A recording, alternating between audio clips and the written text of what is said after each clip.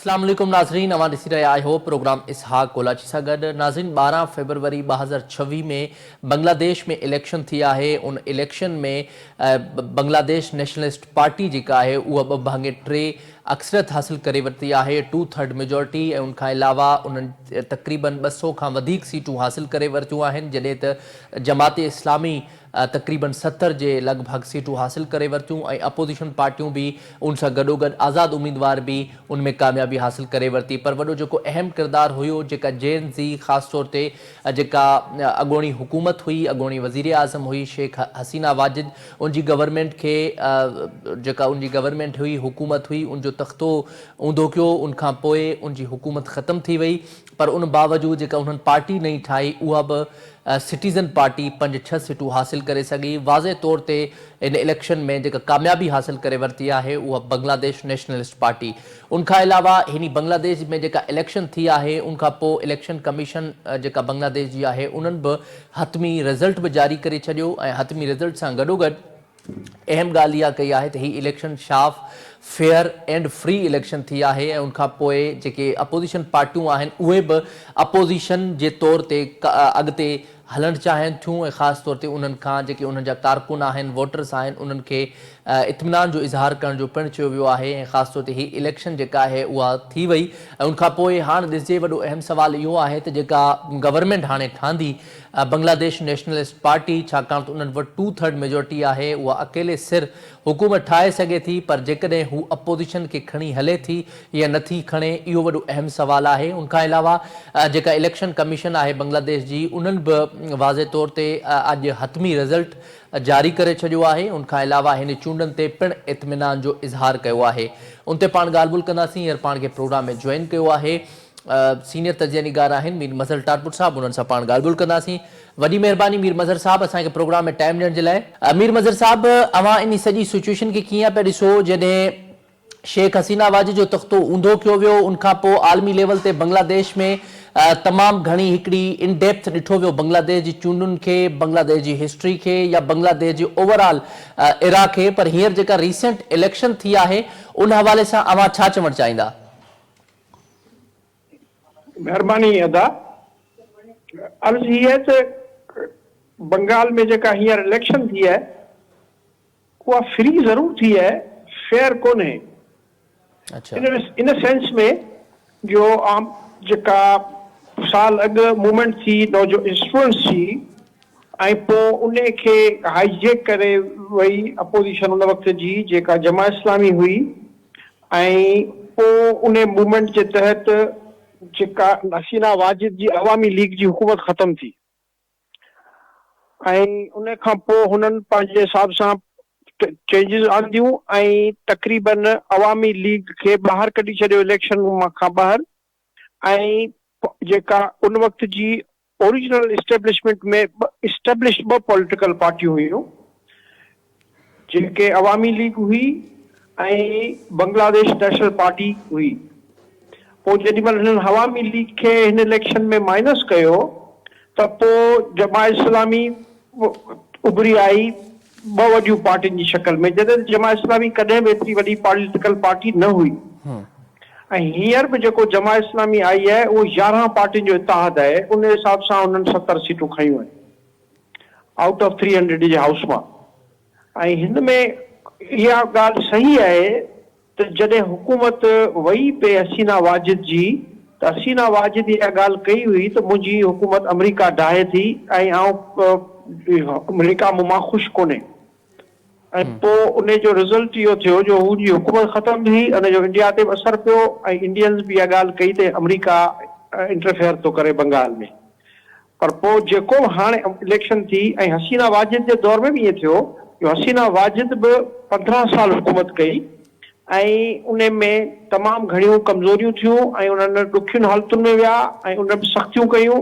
ऐं उहा बि उन बि 2 दफ़ा BNP खे बाइकाट करायो ऐं BNP बाइकाट खां सवाइ करे उन जे दौर में बि फ्री ऐं फेयर कोन हुयूं। हींअर बि फ्री एंड फेयर कोन्हनि। पर चूंकि इलेक्शनूं थी वियूं आहिनि ऐं रिज़ल्ट अची विया आहिनि ऐं हाणे उन जो असरु पवंदो। ऐं जेका नौजवाननि जी जेका हींअर नई पार्टी हुई, सिटीज़न पार्टी हुननि नई ठाही, उन्हनि बि जमा इस्लामी सां अलायंस कयो ऐं उन्हनि जो बि रिज़ल्ट सुठो कोन आयो, उन्हनि खे 4-5 सीटूं मिलियूं आहिनि। पर हींअर हिकिड़ी शइ बहितर थी आहे त अपोज़िशन बहितर अची वई ऐं जेका BNP खे अपोज़िशन ॾींदी उहा सुठी अची वई आहे। ऐं हाणे ॾिसूं त हिन जो रिज़ल्ट छा थो थिए, कीअं था हुकूमत कर। BNP खे इलेक्शन में विढ़ण जो तजुर्बो आहे ऐं जमा इस्लामी खे एतिरो कोन हो, तंहिं करे जमा इस्लामी जो नालो वॾी ॻाल्हि हुई। ऐं ॿियो जेको इन्हनि अवामी लीग खां पोइ जेको वुमन एम्पावरमेंट थी, औरतुनि जी जेका घणो हुनखे मिलिया इख़्तियार मिलिया कारोबारनि में, ॿिए मामलनि में, ऐं जेको माइक्रो फाइनेंसिस जो मामिलो हो उन्हनि जो, उन करे हींअर जेको जमा इस्लामी जो मौक़िफ़ हो औरतूं रुॻो घर में वेंदियूं, इन शइ उनखे तमामु नुक़सानु ॾिनो। ऐं हुननि जी सोच त उहा ई हुई जेका आमतौर ते मज़हबी पार्टियुनि जी थींदी आहे। ऐं नौजवान पे शिकार थी विया उन जमा इस्लामी सां इताद करे, तंहिं करे BNP खे 2/3 मिली वई। पर हाणे ॾिसूं अपोज़िशन जो रोल थींदो, पर 2/3 उन्हनि खे मिली आहे।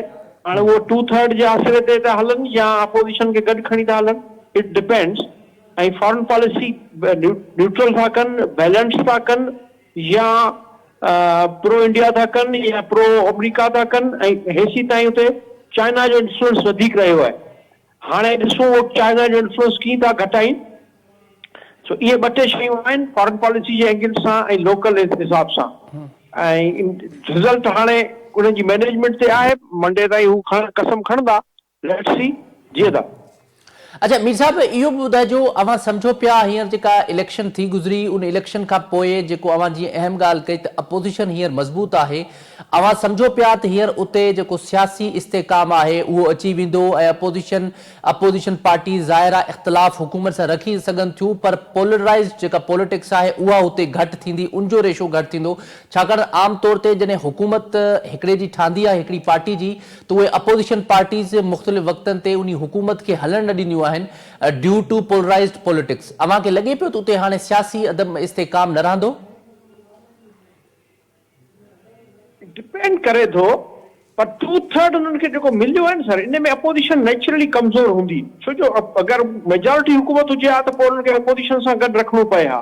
हींअर इकोनॉमिकल कंडीशंस बि उन्हनि जूं कमज़ोर आहिनि ऐं सिचुएशन क्लियर कोन्हनि। इंडियन इन्फ्लुएंस जेको हो उहो बि, पर इंडिया जी जेका पॉलिसियूं आहिनि उहे उन ॿिन्ही पार्टियुनि सां गॾु कमु कयो आहे।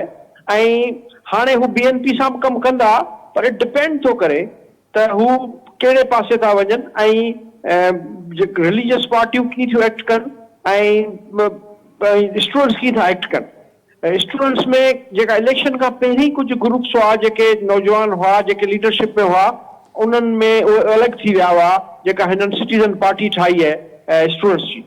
तंहिं करे अपोज़िशन जो किरदारु रहंदो, पर ओतिरो न रही सघंदो जेतिरो आमतौर ते हूंदो आहे मेजॉरिटी गवर्नमेंट जो। 2/3 वारी खे पावर वधीक था हुजनि ऐं उहो ॿिए खे कोन थी लिफ्ट कराए।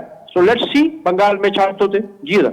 अच्छा मीर साहब, इहो बि ॿुधाइजो, ज़ाहिर आहे हींअर बांग्लादेश जी जेका नओं सेटअप ठहे थो, ॾिसिजे उहो सेटअप कहिड़ो ठहे थो, या त अपोज़िशन पार्टीज़ खे गॾु रखनि था या नथा रखनि, इहो डिपेंड्स। बट मेन सवाल इहो आहे त अव्हां खे लॻे पियो छा जेका हाणे जी जेका गवर्नमेंट आहे, नेशनलिस्ट पार्टी जेकॾहिं इलाही खे गॾु न बि खणे थी पंहिंजे सिरे, छाकाणि हुन वटि 2 भाङे 3 एक्सरियत हासिल आहे, त अव्हां खे लॻे पियो त फॉरेन पॉलिसी पंहिंजी मज़बूत करे वेंदा ऐं ख़ासि तौर ते जेका इकोनॉमिक सिचुएशन आहे उहा बि मज़बूत करे वेंदा, जहिड़ी रीति जेके उते क्राइसिस शुरू खां आहिनि इकोनॉमिकली या फॉरेन पॉलिसी जा?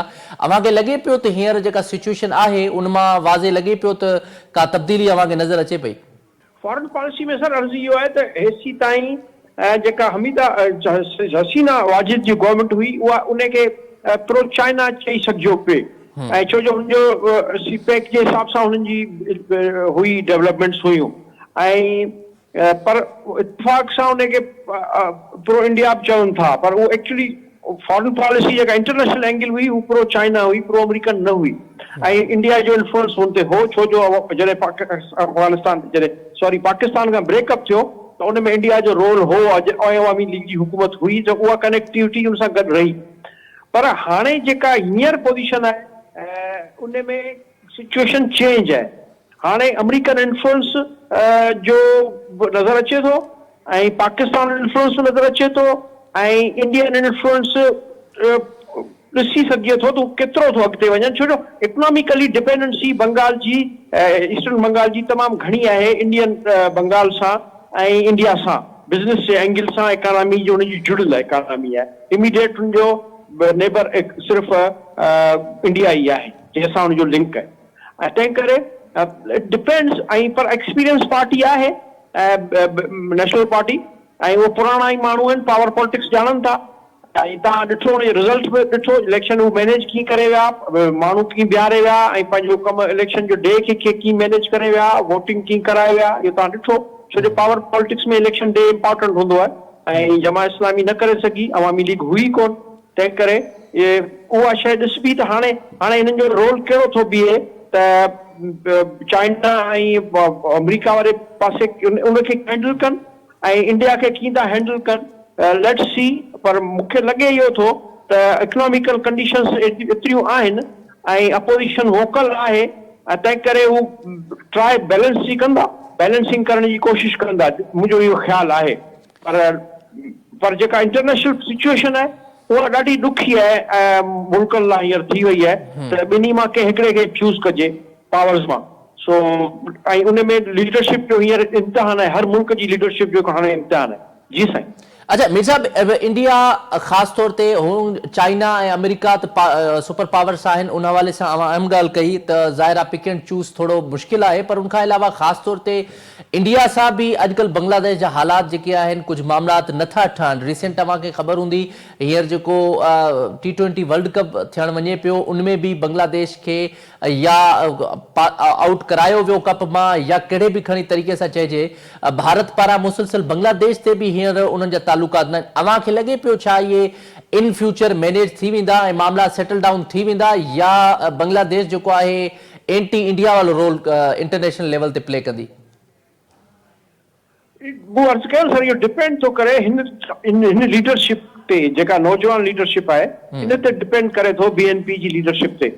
त हू अगरि प्रो बंगाल थियनि था त पोइ उन्हनि खे बैलेंस फॉरेन पॉलिसी रखणी पवंदी ऐं इकोनॉमी ते ध्यानु ॾियणो पवंदो उते जी गुरबत खे मिटाइण लाइ। पर जेकॾहिं हू कंहिं ब्लॉक में वञनि था त पोइ उन जी क़ीमत उन्हनि खे ॾियणी पवंदी ऐं हिन इलाइक़े में जेका रीजनल चेंजिस अचनि पियूं, नया अलायंसिस थियनि पिया, उन जो हू शिकार थी सघनि। जी साईं। अच्छा मीर साहब, इनखां अलावा ख़ासि तौर ते हींअर जेका नओं इंटरनेशनल ट्रेंड सेट थी वियो आहे त जेकी जेन ज़ी आहे उहो पंहिंजो रोल प्ले करे पई to choose their representatives of government. So हींअर जेका सिचुएशन आहे इन डेमोक्रेटिक वे, पर ॾिठोसीं पाण नेपाल में, बांग्लादेश में, उनखां पहिरियां बि अहिड़े क़िस्म जा थिया जेके हाणे रिसेंट कुझु जेका अवामी हिकिड़ी कावड़ वारी लहर आहे जेका हुकूमत ख़िलाफ़ बग़ावत चइजे, या वरी उनखां अलावा हुकूमत ख़िलाफ़ हिकिड़ो मतिलबु हुकूमत जी नापसंदगी चइजे, उनखां पोइ सिचुएशन थोरी आलमी लेवल ते चेंज थी वई आहे। अव्हांखे लॻे पियो जेको जेन ज़ी हींअर हर मुल्क में रोल प्ले करे पई, इहो पॉज़िटिव साइन आहे या उहो नेगेटिव साइन आहे, या इहो किथे किथे प्रॉब्लम बि क्रिएट करे सघे थो जेन ज़ी जो रोल? अर्ज़ इहा आहे त आम तौर ते जेके पाण जनरेशन ज़ी चऊं था, इहा हमेशह नौजवान ऐं स्टूडेंट्स ई मुख़्तलिफ़ पॉलिटिक्स में हिसो वठंदा आहिनि। वियतनाम वार में बि स्टूडेंट्स अमेरिका में गोड़ कयो शुरू कयो, पाकिस्तान में बि स्टूडेंट्स अॻे कंदा हुआ। पोइ स्टूडेंट्स ई हूंदा आहिनि जंहिंजो फ्यूचर अॻियां उन्हनि खे नज़र कोन ईंदो आहे, या उन्हनि जी इकोनॉमिकल कंडीशन ख़राब हूंदी आहे, तंहिं करे इहो कमु हमेशह नौजवाननि जो ई हूंदो आहे। पर हींअर थोरो टेक्नोलॉजी जे करे उन्हनि खे थोरो आसानी थी वई। हींअर तव्हां ॾिसो त पोइ मूवमेंट स्टार्ट हू कंदा आहिनि, पर हुननि खे चूंकि तजुर्बो न हूंदो आहे, रेजिस्टेंस मूवमेंट ॿी शइ आहे, पावर पॉलिटिक्स ॿी शइ आहे, त उन करे उहे वीचारा शिकार थी वेंदा आहिनि। हाणे टी केस मुख़्तलिफ़ अथव। श्रीलंका में पॉलिटिकल पार्टियुनि जो मामलो डिफरेंट हो ऐं उते जनरेशन ज़ी जो अमल दख़ल हो, पर पॉलिटिकल पार्टियुनि जो बि हो।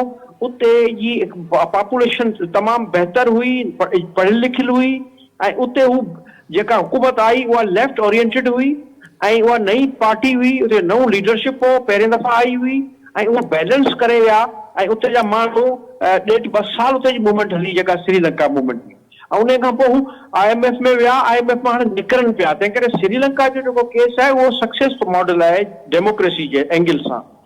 ऐं जेको नेपाल जो आहे, उते लेफ्ट जी जेका हुकूमतूं हुयूं उन्हनि बूटो कोन ॿारियो ऐं उहे पाण में ई विढ़ंदा रहिया ऐं उन्हनि को रिज़ल्ट कोन ॾेई सघिया जंहिंमें माण्हुनि खे उमेदूं हुयूं।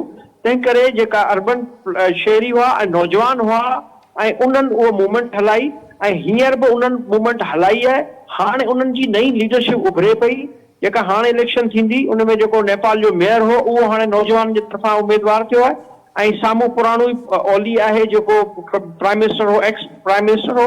तंहिं करे नेपाल जी सिचुएशन थोड़ी डिफरेंट आहे, श्रीलंका जी डिफरेंट आहे, बंगाल जी बिल्कुलु डिफरेंट आहे। बंगाल जी में जनरेशन ज़ी मूव कयो बिगड़ियो, पर उनखे जमा इस्लामी जेका ऑर्गेनाइज़ हुई उहा हाईजेक करे वई ऐं उते हुन अलायंस करे विया ऐं नौजवाननि जे अंदरि ग्रुपिंग करे विया। तंहिं करे हाणे जेको रिज़ल्ट आयो आहे इन बि नौजवाननि में थोरी बदिली आणींदी ऐं उहो सक्सेसफुल हींअर कोन थियो आहे, पर इहो दुनिया सॼी में नौजवानी मूवमेंट थींदा आहिनि।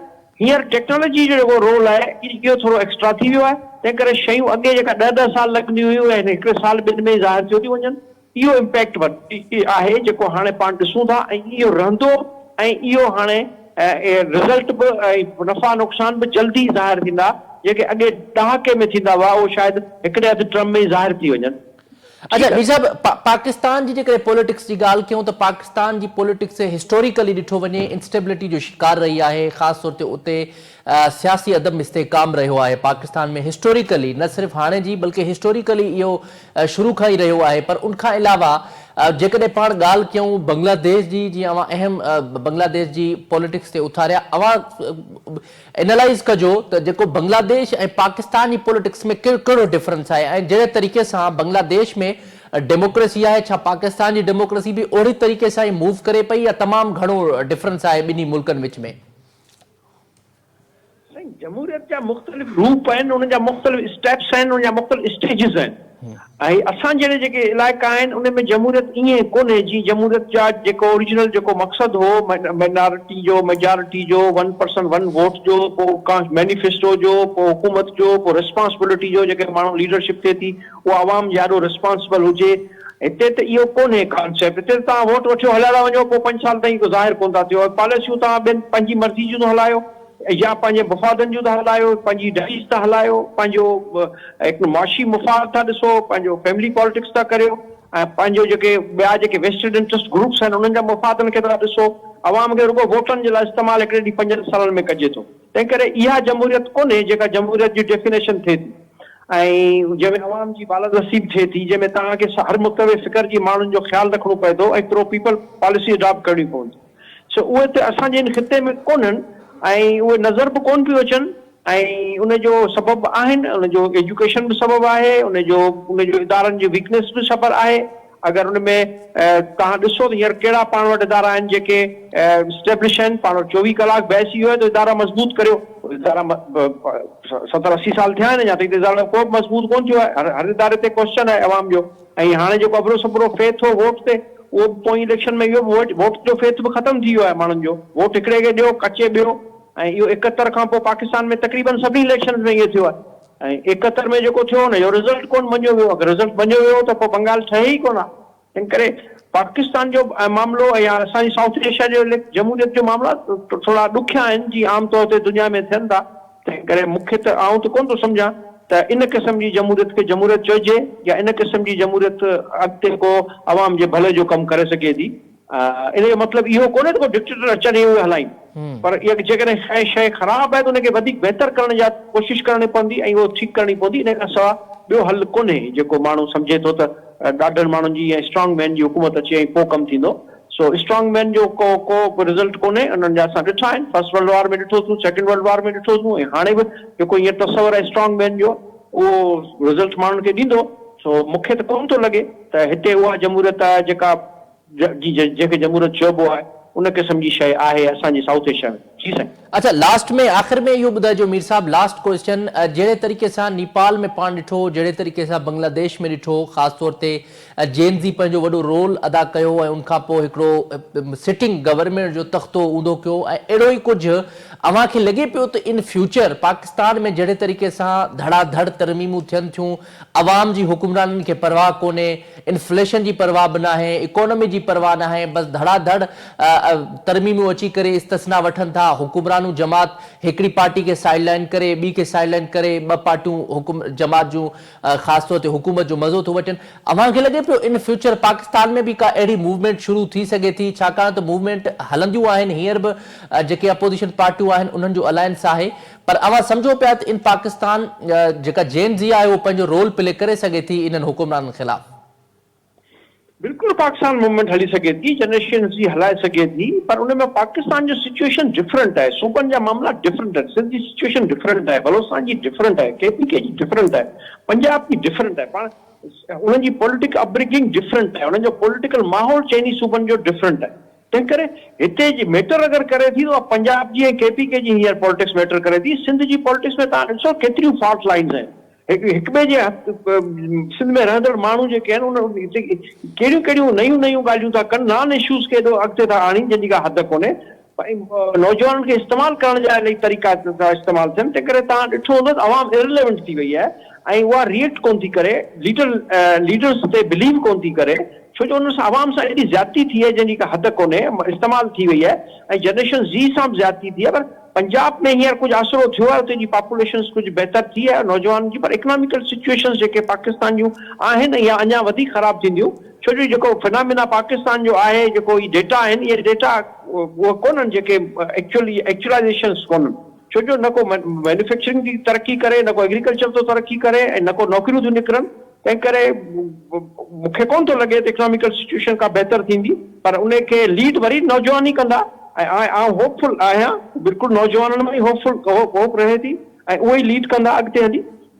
मूंखे त होप आहे नौजवाननि मां। जी साईं, ठीक है, thank you so much Mir Mazhar Talpur साहब प्रोग्राम में असांखे टाइम ॾियण जे लाइ। नाज़रीन, अव्हां मीर मज़हर टालपुर साहब जी ॻाल्हि बि ॿुधी, तफ़सीली तौर ते ओवरऑल पाकिस्तानी पॉलिटिक्स सां गॾोगॾु ख़ासि तौर ते बांग्लादेश में जेका रीसेंट इलेक्शन थी आहे उन ते पाण ॻाल्हि ॿोल कईसीं ऐं उनखां अलावा जेको जेन ज़ी जेको बांग्लादेश में शेख हसीना वाजिद जी जेका हुकूमत हुई, गवर्नमेंट हुई, उनजो तख़्तो ऊंधो कयो ऐं उनखां पोइ जी सूरत हाल सॼी चेंज थी वई। आलमी लेवल ते बि बांग्लादेश जेको आहे उहो पॉलिटिक्स जो मंज़र बणिजी वियो, पर उनखां पोइ बि जेन ज़ी खे इन इलेक्शन में उहा सुठी इलेक्शन या सुठियूं सीटूं हासिल न करे सघी। उन बावजूद उते जेका बांग्लादेश नेशनलिस्ट पार्टी आहे उहा बरतरी हासिल कई ऐं उनखां अलावा छाकाणि त जेका नेशनलिस्ट पार्टी आहे हींअर 2/3 मेजॉरिटी हासिल करे हींअर गवर्नमेंट ठाहींदी। वधीक हाणे ॾिसिजे त हू जेका गवर्नमेंट हींअर ठाहिणु वञे पई उहा गवर्नमेंट सिर्फ़ु अकेले सिर गवर्नमेंट ठाहे थी या अपोजिशन खे बि गॾु हणी हले थी, छाकाणि इहो वॾो अहम सुवालु आहे